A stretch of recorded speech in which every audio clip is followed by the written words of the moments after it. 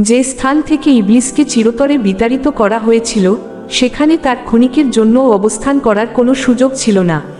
তবে পবিত্র কুরআনের বাহ্যিক বর্ণনাভঙ্গি থেকে স্পষ্ট বোঝা যায় যে ইবলিস হযরত আদম আ-কে প্ররোচিত করতে সক্ষম হয়েছিল।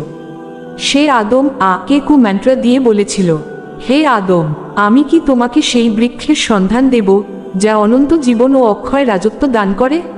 সূরা তহা 120।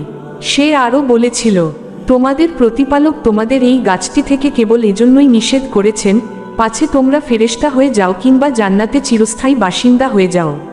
সে তাদের কাছে কসম খেয়ে বলল, নিশ্চয়ই আমি তোমাদের একজন হিতাকাঙ্ক্ষী।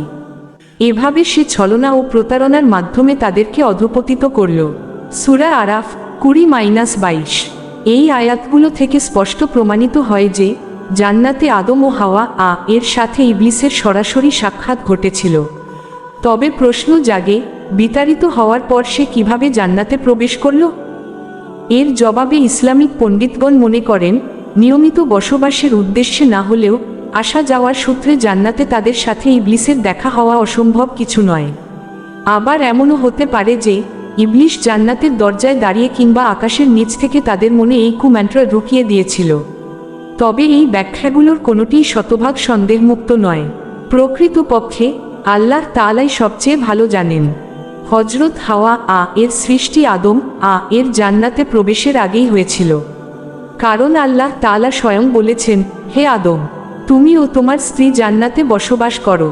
ইসহাক ইবনে বাশশার অত্যন্ত স্পষ্টভাবে এই মতটি প্রকাশ করেছেন। তবে সুদ্দি, আবু সালেহ, আবু মালেক, ইবনে আব্বাস রায়, মুররা ও ইবনে মাসুদ রায় সহ বেশ কয়েকজন সাহাবীর সূত্রে ভিন্ন একটি বর্ণনাও পাওয়া যায়। সেই বর্ণনা অনুযায়ী আল্লাহ তাআলা যখন ইবলিসকে জান্নাত থেকে বের করে দিলেন তখন আদম কে জান্নাতে বসবাসের অনুমতি দিলেন। জান্নাতের অপরূপ সৌন্দর্যের মাঝেও আদম একাকী ও নিঃসঙ্গ অবস্থায় ঘুরে বেড়াতেন। জান্নাতে এমন কেউ ছিল না যার সান্নিধ্যে গিয়ে তিনি মনের শান্তি পাবেন। একদিন তিনি ক্লান্ত হয়ে ঘুমিয়ে পড়লেন। ঘুম থেকে জেগে তিনি অত্যন্ত বিস্ময়ের সাথে লক্ষ্য করলেন যে তার শিয়রের কাছে একজন নারী বসে আছেন।